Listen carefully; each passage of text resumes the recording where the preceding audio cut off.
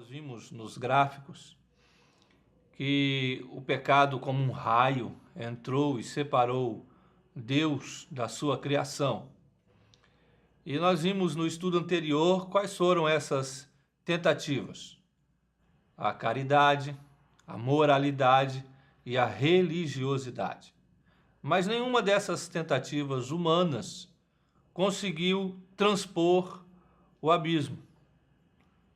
Porque o abismo, ele não consegue ser transposto por nada que o homem faça de si mesmo. Por melhores que forem essas tentativas, nunca o ser humano, por suas próprias forças, com a sua própria sabedoria e energia, vai poder transpor o abismo deixado pelo pecado. Agora, nós iremos ver então a solução de Deus para esse abismo. A solução de Deus para trazer de volta a sua criatura, para reconciliar-se de novo com a sua criatura, com a sua criação. Então, nesse estudo, nós iremos tratar qual foi a solução de Deus para o abismo deixado pelo pecado. Muitas foram as tentativas humanas para reconciliarem-se com Deus. Porém, como vimos no estudo anterior, todas elas são insuficientes para haver essa reconciliação com o Deus Altíssimo. O ser humano pecou e agora está sujeito à morte. Contudo, Deus mesmo providenciou o meio para que a humanidade se reconciliasse com Ele. Enviou seu único Filho, Jesus, para pagar o preço do pecado humano. Jesus morreu, tornando-se a única forma da humanidade se reconciliar com o seu Criador. Vou mostrar um gráfico a você para que você entenda essa verdade. Jesus, com sua morte na cruz, é o único caminho, a única ponte que consegue transpor esse abismo e levar o homem de volta ao seu Criador. Vejamos esse gráfico. Veja bem que, novamente, de um lado do abismo está o ser humano e do outro lado do abismo está Deus, o Criador. Você pode ver também aquelas 3 pontes que o ser humano tem feito para tentar transpor o abismo: a ponte da caridade, da moralidade e da religiosidade. Mas nenhuma dessas consegue transpor o abismo, nenhuma delas consegue fazer com que o ser humano retorne ou alcance o outro lado, onde está o seu Criador. Mas note também que existe uma cruz nesse abismo. E essa cruz consegue transpor o abismo. Jesus Cristo, com sua morte na cruz, faz a ponte, religa o ser humano do seu Deus, do seu único Deus, do seu Criador. É Jesus, e somente Ele, com a sua morte na cruz, que consegue levar o homem de volta ao seu Criador.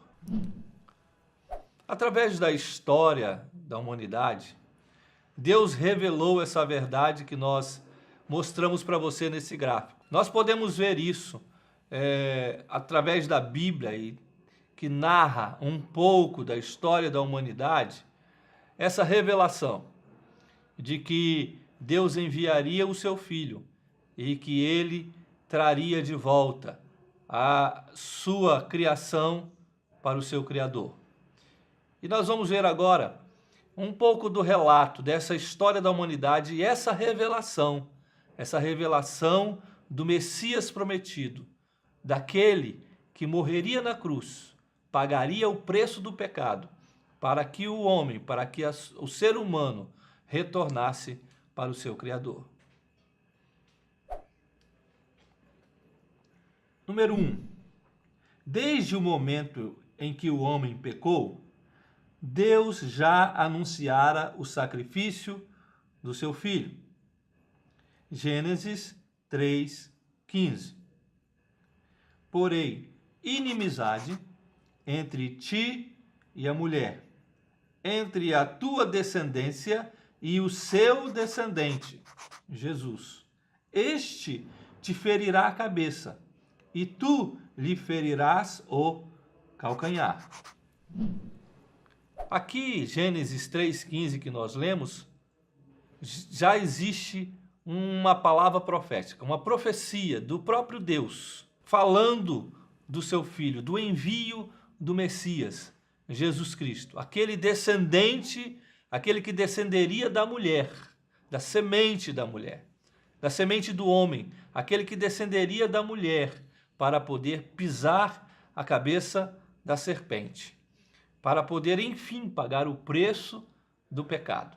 Depois disso, depois que Deus prometeu e disse essa palavra que enviaria o descendente que pisaria a cabeça da serpente, o ser humano caminhou na sua história. E Deus levantou uma nação, a nação de Israel. E dessa nação viria o descendente, o Messias prometido. E dessa nação ela ficou escrava no Egito por 400 anos. E depois foi liberta através de Moisés. E lá, depois que eles saíram do Egito, eles andaram pelo deserto durante 40 anos. E ali no deserto, Deus criou um simbolismo para falar do Messias, do prometido que viria para morrer na cruz. Era o simbolismo da morte do cordeiro. Cordeiro puro, o cordeiro sem mancha, que morreria, seria sacrificado em holocausto para pagar o preço das pessoas que levassem esse cordeiro para ser sacrificado. 2. Na época em que o povo de Israel andou pelo deserto, Deus ordenou que houvesse sacrifícios de cordeiros. Os cordeiros morriam no lugar dos pecadores que os levavam, pagando com sua morte os pecados de seus donos.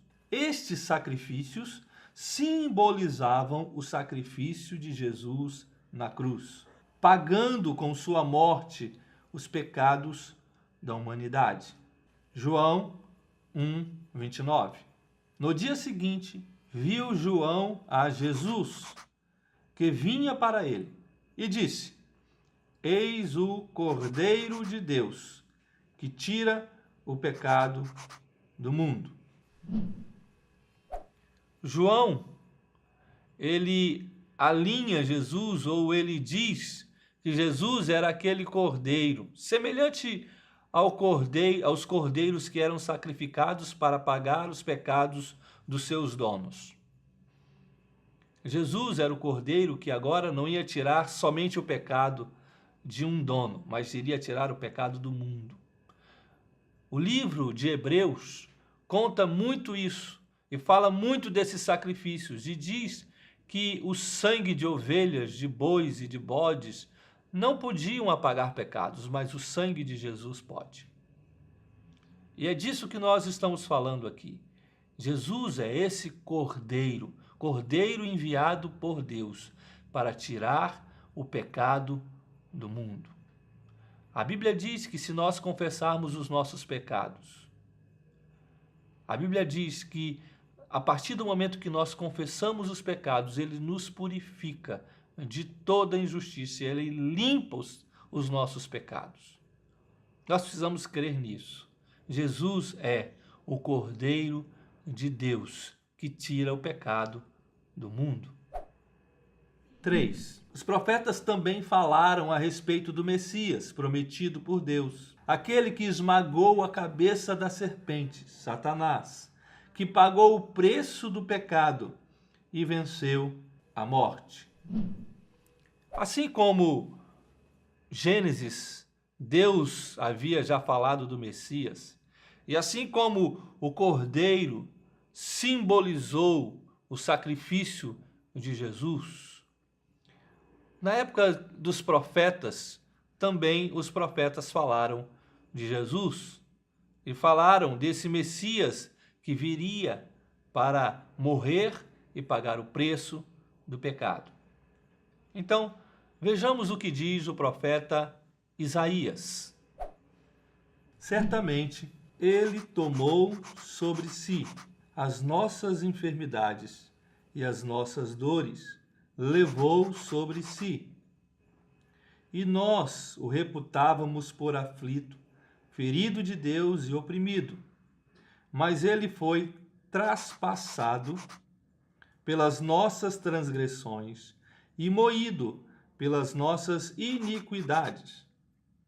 O castigo que nos traz a paz estava sobre ele, e pelas suas pisaduras fomos sarados. Todos nós andávamos desgarrados, como ovelhas.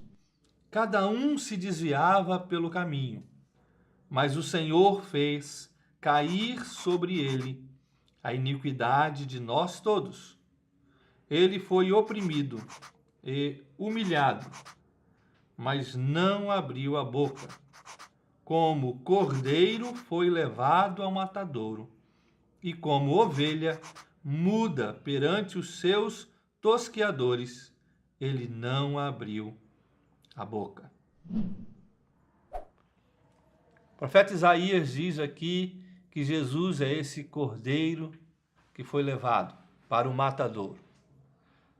Assim como o cordeiro era levado à época em que o povo estava no deserto, sacrificando no tabernáculo, sacrificando no templo, a época em que o povo viveu nos períodos dos reis de Israel, assim como o povo fazia sacrifícios levando cordeiros, Isaías diz, Jesus é esse cordeiro que foi levado para pagar os pecados. Assim, todo aquele que entrega o seu coração a Jesus e aceita esse sacrifício desse Cordeiro Santo que é Jesus, ele tem o seu pecado purificado. 4.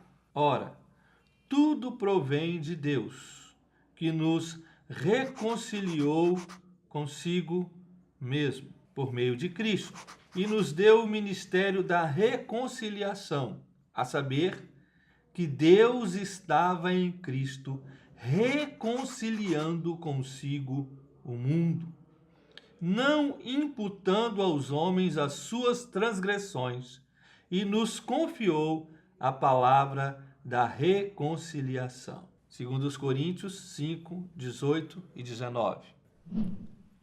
Nesse verso de 2 Coríntios, o apóstolo Paulo diz que Deus estava em Cristo, reconciliando consigo o mundo. Ou seja, Jesus na cruz era aquele que iria reconciliar, aquele que reconciliou o homem, a criação de Deus, com o seu Criador.